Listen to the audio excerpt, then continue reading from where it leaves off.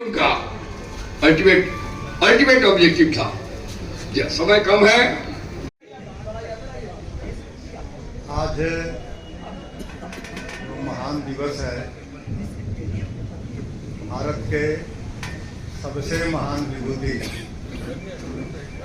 Doctor Bhimrao Ambedkar साहब की जयंती के अवसर पर हम सभी यहाँ इकट्ठे हैं और इस अवसर पर जन स्वराज की ओर से एक गोष्ठी का भी आयोजन किया है और गोष्ठी का विषय अभी अनिल जी ने आपको बताया भी कि वर्तमान संदर्भ में डॉक्टर भीमराव अंबेडकर की विचारों की जो चुनौतियां थी उस पर हम लोग को ध्यान केंद्रित करना है।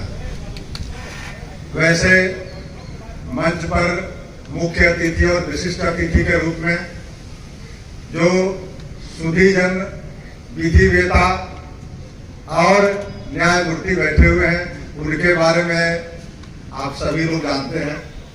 अधिक चर्चा करने का मतलब हम समय जाया करेंगे, इसलिए बाबा साहब भीमराव अम्बेडकर जी के बारे में एक दो ही शब्द मैं कहना चाहूँगा। एक तो मैं ये कहना चाहूँगा कि उनकी तुलना में कभी कभी लोगों के बीच में जाता हूँ तो उस समय के समकालीन थे बाबू जगजीवन राम जी और दोनों मंत्रिमंडल थे, सरस थे, दोनों दलित थे और दोनों भारत के विभूति थे। लेकिन आज दोनों धरती पर नहीं है। दोनों का मूल्यांकन समय और समाज ने कर लिया कि आज एक कहाँ खड़े हैं और दूसरे कहाँ खड़े हैं, यानी दो विचारधारा हो गई, दो स्कूल ऑफ थॉट हो गया। आज अम्बेडकर साहब की जयंती हजारों और लाखों नहीं करोड़ों जगह मनाई जा रही है और यही नहीं, यहाँ से 7 समुंदर पार तक। और वही बगल में बाबू जगजीवन राम जी आरा के चंदवा के रहने वाले थे।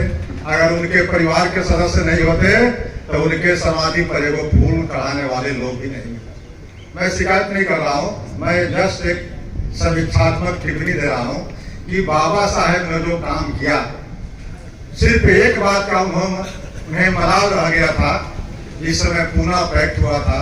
वो चाहते थे कि दलितों को राजनीति में हिस्सेदारी प्रतिनिधित्व मिले, लेकिन यह कभी नहीं चाहते थे कि सवर्णों के सहयोग से दलितों को इंपावरमेंट हो। इसके लिए उन्होंने अड़े हुए थे, लेकिन गांधी जी के जीत के बाद उन्होंने समझौता किया।